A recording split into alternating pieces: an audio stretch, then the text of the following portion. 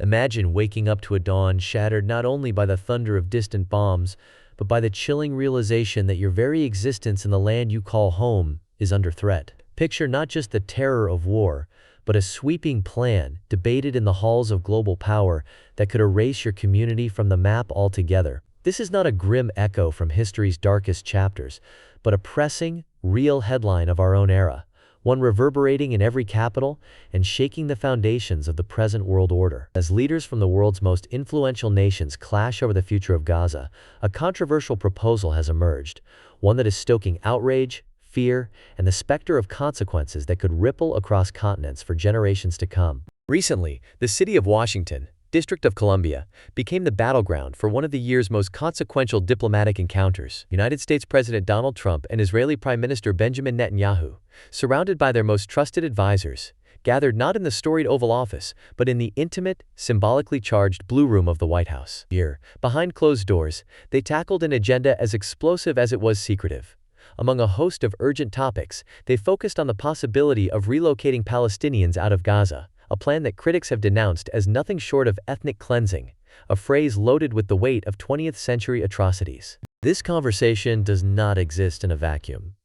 To grasp its gravity, we must revisit the dark days of early October of the year 2023. It was then that Hamas launched a devastating attack, igniting the latest and, arguably, most intense escalation in the century-long Israeli-Palestinian conflict. According to United Nations data from 2024, more than 80% of Gaza's population, that is, well over 2 million men, women, and children, have already been uprooted from their homes within Gaza, forced into displacement by relentless airstrikes, ground assaults, and an ever-tightening siege. For decades, Gaza has existed as a virtual open-air prison, with its airspace locked down, borders sealed, water and electricity rationed, and escape from violence all but impossible. International law casts a formidable shadow over these debates. The Fourth Geneva Convention, born from the ashes of the Second World War to shield civilians during times of conflict, unequivocally prohibits the forced displacement of any population. The Rome Statute of the International Criminal Court, a foundational pillar of modern justice, goes even further, defining forced population transfer as a crime against humanity. International legal scholar Ralph Wild sums it up with stark clarity. Israel has no right to be in Gaza or the West Bank, and therefore everything Israel does there is illegal. These are not mere academic arguments. They are bulwarks painstakingly erected to ensure that the horrors of the past are never repeated. Yet, within the gilded walls of Washington, Prime Minister Netanyahu framed the relocation plan as a gesture of mercy. He insisted that Palestinians must have the opportunity to seek, in his words, a better future in neighboring lands. If people want to stay, they can stay. But if they want to leave, they should be able to leave, he declared, a statement that echoed across media platforms worldwide. President Trump, ever the optimist in public, claimed that neighboring countries were actively cooperating and suggested that something good was on the horizon. Outside the corridors of power, however, the response was one of fury and defiance. In Tel Aviv, hundreds, if not thousands, gathered in protest, demanding the release of hostages and the cessation of violence. In Naples, images of Trump and Netanyahu were paraded alongside banners at the Napoli Pride Parade, a symbol of international solidarity. On the very lawns of the White House, demonstrators waved Palestinian flags and brandished placards reading, "Stop arming Israel, say number to genocide, and justice for Gaza." For the overwhelming majority of Palestinians, this so-called choice to leave is no choice at all.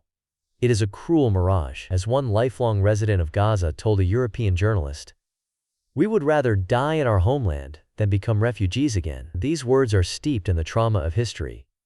Most Gazans are descendants of those expelled during the Nakba, the catastrophe of 1948, when more than 750,000 Palestinian Arabs were driven from their homes. Their determination is echoed in the voice of Ahmed Youssef, Hamas spokesperson, who stated unequivocally, "We will not allow any plan that compromises our people's right to their land." The storm of controversy extends far beyond Gaza's borders. Egypt and Jordan, the two neighboring states most frequently suggested as destinations for displaced Palestinians, have responded with deep apprehension and resistance. Both countries are acutely aware of the potential for such a move to destabilize their own societies, disrupt fragile demographic balances, and ignite political turmoil. Egypt, grappling with its own economic crises, high unemployment, persistent inflation, and social unrest, has repeatedly closed its borders to Gaza, citing national security concerns. Jordan, already home to millions of Palestinian refugees from earlier waves of conflict, has firmly closed the door to further population transfers, warning that such action would cross a red line. Human rights organizations worldwide have reacted with condemnation. Francesca Albanese, United Nations Special Rapporteur on the occupied Palestinian territories, has warned, transferring the Gazan population would constitute a grave breach of international law amounting to a war crime. Kenneth Roth, a prominent figure from Human Rights Watch, points out, such a transfer would not meet the standards of voluntariness required by international law, especially given the coercive environment. Saleh Hijazi from Amnesty International has issued a rallying cry to the world.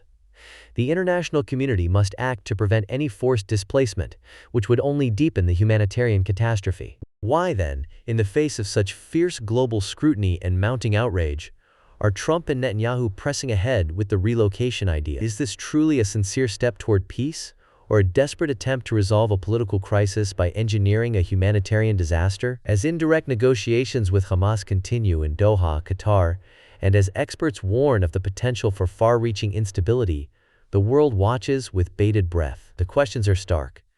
Will this controversial plan move from proposals to policy, and what will the implications be, not just for the people of Gaza, but for the future of international relations? Let us delve into the potential consequences, both immediate and far-reaching, should this relocation plan advance from talk to reality. The stakes are nothing short of seismic, with shockwaves likely to reverberate across the Middle East and far beyond, impacting politics, economics, and global security. First, consider the profound legal and humanitarian risks. International law is clear and uncompromising. The forced displacement of civilians during conflict is strictly forbidden. Both the Fourth Geneva Convention and the Rome Statute of the International Criminal Court define such acts as grave crimes. Any government that moves forward with this plan risks charges of ethnic cleansing and war crimes, potentially joining the ranks of pariah states in the global community. The International Criminal Court, headquartered in The Hague, has already issued arrest warrants for senior Israeli officials over alleged war crimes in Gaza. Francesca Albanese's warning is not merely rhetorical. History shows that international justice, though sometimes slow, is relentless in pursuit. Second, consider the regional fallout. Egypt and Jordan, the main countries that might be pressured to accept displaced Palestinians, are themselves beset by economic and social challenges. Egypt, a nation with a population exceeding 100 million, faces persistent unemployment, inflation, and a burgeoning youth population struggling for opportunities. Jordan, a comparatively small nation by territory, already hosts one of the highest per capita populations of refugees in the world. The sudden arrival of hundreds of thousands, or even millions, of new refugees would place immense strain on already limited resources, potentially fomenting unrest, deepening existing economic crises, and even sparking violence. Both countries have drawn a line in the sand. Jordanian officials have gone so far as to warn that forced population transfers would be considered an act of war against their sovereignty. The economic shockwaves would spread far beyond the immediate region. Should the relocation proceed, powerful international players such as the European Union, the Arab League, and major economies in Asia and Latin America could respond with sanctions, trade embargoes, or diplomatic freezes. The loss in trade could stretch into tens of billions of dollars, with supply chains disrupted and investor confidence shaken. Energy prices, already notoriously sensitive to instability in the Middle East, could surge if fighting spreads or if vital oil and gas infrastructure is damaged. The International Monetary Fund has repeatedly cautioned that instability in the Middle East poses a direct risk to global economic growth. A crisis of this magnitude could trigger a global recession, with rising unemployment, falling stock markets, and widespread hardship extending far from the conflict zone. Yet another, more subtle scenario is at play. Some analysts suggest that the threat of relocation is being used as a high-stakes bargaining chip in ongoing peace negotiations. With indirect talks between Israel and Hamas taking place in Doha under international mediation, the mere suggestion of population transfer could be a tactic to pressure both sides into making concessions. This is a dangerous game, one that gambles with the fate of millions of civilians. As Gideon Levy, the renowned Haaretz columnist, notes, relocation is a euphemism for expulsion, an attempt to erase Palestinian existence. History offers sobering lessons about the consequences of forced population transfers. Consider the partition of India and Pakistan in 1947, which saw more than 10 million people uprooted and led to violence that claimed at least 1 million lives. In the Balkans during the 1990s, forced expulsions and ethnic cleansing left deep scars, fueling cycles of revenge that endure to this day. More recently, the forced deportations of ethnic minorities in Syria and Myanmar have created generations of stateless refugees, with little hope of return. These episodes demonstrate that uprooting communities rarely leads to peace or stability.